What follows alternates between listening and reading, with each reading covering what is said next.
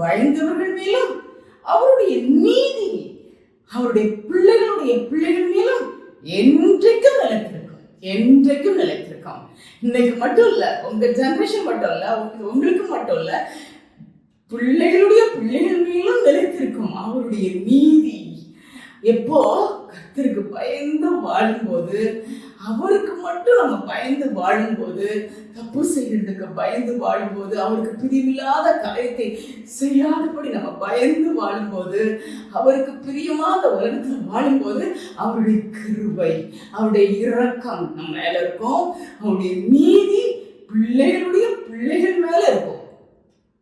அநியாயம் வாழ்வு நடக்காது. அவருடைய நீதி அங்க நிலையில் இருக்கும், என்றென்றைக்கும் இருக்கும். எவ்வளோ ஒரு சூப்பர் ப்ராமிஸ் இல்லை? ஸோ அது கிடைக்கணும்னா ஒரே